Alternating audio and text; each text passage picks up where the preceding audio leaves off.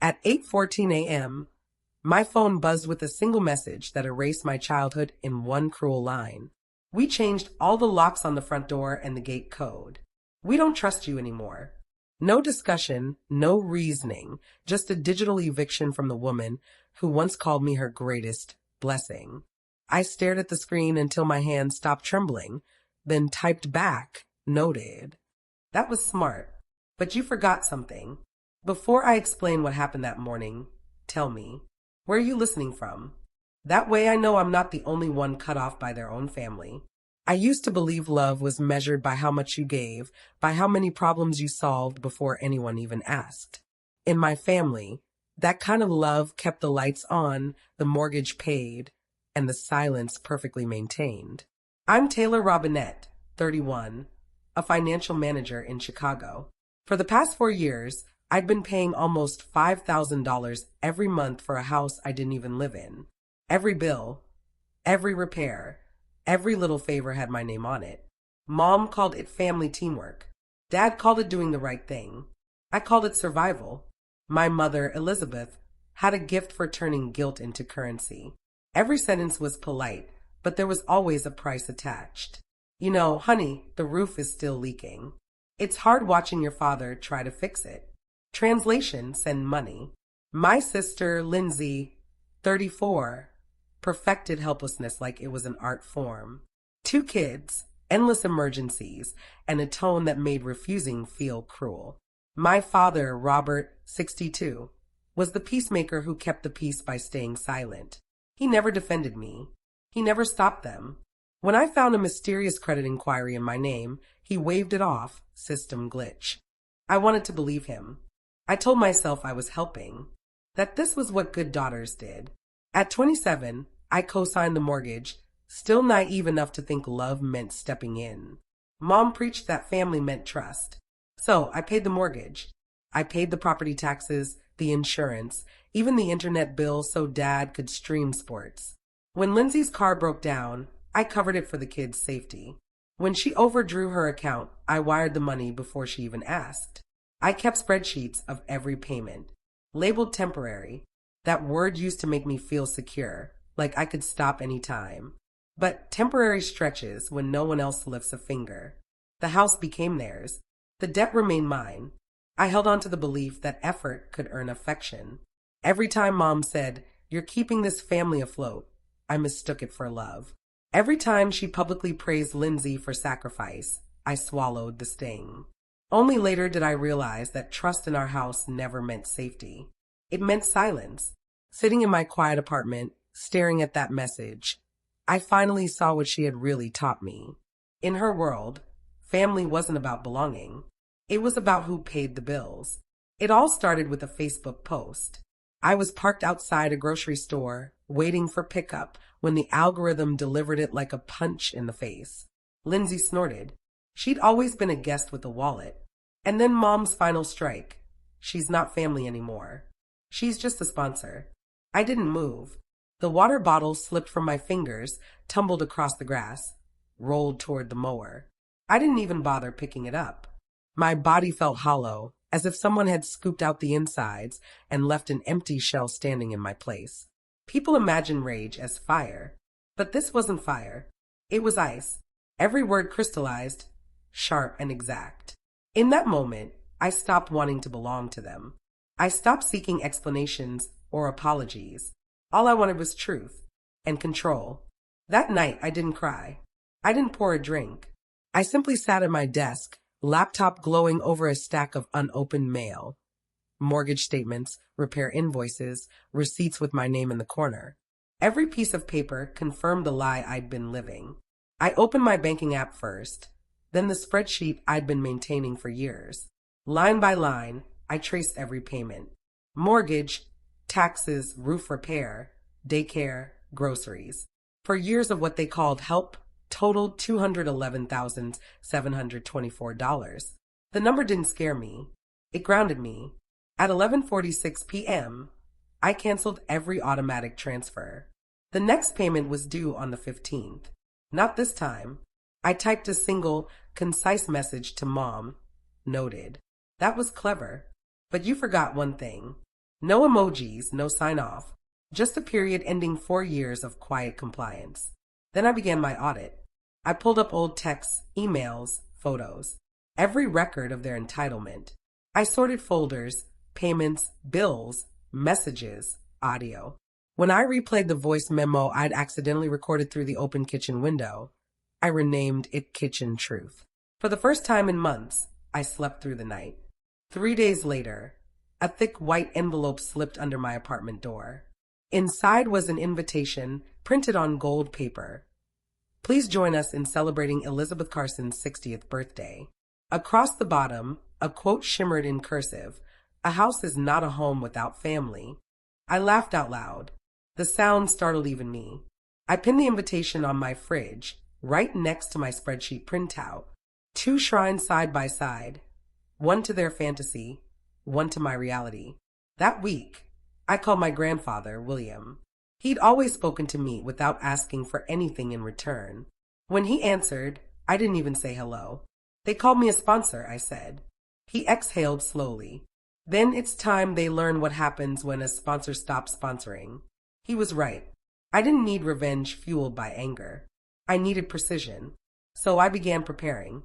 I printed every payment record, organizing them by month like case files. I downloaded the audio clip. I'd saved screenshots of the group chat, the memes, the laughter, my father's jokes. I even pulled the credit report that showed the system glitch from last year. By the time I finished, my apartment looked like a forensic lab. I hadn't planned to confront them. At least not yet. I wanted the silence to do its work first, to let them wonder why the next mortgage payment never arrived. Because I'd learned that silence makes people louder. When they finally reached out, it wouldn't be to apologize. It would be out of panic. And that's when I would remind them, the only thing more costly than betrayal is proof. The night of the party, the Chicago air hung heavy, as if the sky itself were holding its breath. I arrived 10 minutes late on purpose. The banquet hall shimmered in gold and green, the same colors Mom had always chosen. Royal tones, she used to call them. Waiters glided between tables carrying champagne flutes. Everyone smiled in that tight, rehearsed way families do when they're pretending nothing's wrong. I lingered by the entrance, observing. A slideshow played across a large screen. Vacations, family photos, holidays. When an image of the house appeared, the crowd clapped. My mother's voice, sweet and proud, echoed through the speakers, built with love, kept with trust, and now passed down with pride. Trust. The word hit me like a shock. I moved forward, heels clicking sharply against the marble floor. No one stopped me. Maybe they didn't expect me to show. Maybe they forgot I never missed a due date. Lindsay was on stage, microphone in hand, smiling for the cameras. "This home represents sacrifice and love," she said. "We've all worked so hard to keep it." I almost laughed. Worked. I wanted to applaud the act. Instead, I waited for the applause to fade, then stepped forward. The mic squealed as I spoke. I hadn't planned to say anything tonight. But since we're celebrating legacy, let's talk about what it actually cost. A few heads turned. My mother's smile faltered. "Taylor," she started, her tone warning. I raised my hand. "I'll be brief." I reached into my bag and held up a small USB drive. "Could someone help me play this?" A cousin, curious, plugged it into the laptop connected to the projector. The screen flickered. At first, only faint background noise. Then my mother's voice filled the speakers. Clear, familiar, merciless. "She's not family anymore," I said. "She's just a sponsor." Gasps rippled through the room. A glass clattered to the floor, the sound sharp and echoing. My father shifted uneasily in his chair. Lindsay went pale. I didn't glance at them. I clicked to the next file. A screenshot of the family chat blown up across the screen. The meme of a man handing over his wallet. The comments, big sponsor energy. My father's text appeared beneath it. "Keep the donor happy." I turned to everyone. "This," I said, "is what family legacy looks like in our house." Then came the final slide, my spreadsheet. Rows and rows of payments, clearly labeled and dated. Mortgage, taxes, repairs, insurance. The total circled in red, $211,724. This, I said quietly, is the cost of your legacy. The room fell silent. Even the air seemed heavy. My mother's face stiffened, then cracked. You're humiliating us, she whispered. I met her gaze. No, I'm just clarifying the math. My father pushed up from his chair, voice sharp. You don't come here and embarrass your mother on her birthday. Embarrassment. I said, calm. You mean like last year, when you used my credit score to take out a loan? His mouth opened, then closed without a word. I've got that paperwork too, I added. Lindsay stood, voice shaking. It was supposed to be family help. We all agreed. I cut her off. Funny, I don't remember signing that agreement. I was too busy paying your bills. A murmur spread across the room. Relatives whispered, eyes darting between screens and faces. My mother's hand trembled as she reached for the microphone. Families support each other. That's what love is. I stepped closer. No, Mom. Families show gratitude. Love doesn't come with a bill. The room sank into complete silence. The slideshow paused on the image of the house. Its front porch glowing in warm light, the wooden home sweet home sign swaying gently. I stared at it, and for the first time, I realized how small it seemed compared to everything I had sacrificed for it. Then, from the back of the room, a familiar voice shattered the quiet. Enough. Heads turned. My grandfather, William Robinette, stood in the doorway, cane in hand, his eyes blazing through the crowd. He walked slowly toward us, the cane tapping the floor, each strike louder than the murmurs around him. He stopped beside me, took the microphone, and faced my mother first. You raised a thief, he said quietly, the words slicing deeper than any shout could. He turned to my father. And a coward. Gasps rippled through the room. My mother's lips trembled. Dad, please. He raised a hand. I've heard enough excuses, Taylor. Then he turned to me. I read your message. You were right to stand your ground. The room held its breath, hanging on every word. Last week, he continued, I changed the trust. Lindsay's name is gone. The property, the family accounts. They're yours now. Lindsay's jaw dropped. You can't do that. Grandpa didn't look at her. Legacy isn't inherited. It's earned through behavior, repeated over time. And you've only repeated greed. The room erupted, half in whispers, half in stunned silence. My mother's face shifted from pale to red, then pale again, frozen in rage and disbelief. She looked like she wanted to scream, but no sound emerged. I took the microphone back, my voice calm, unwavering.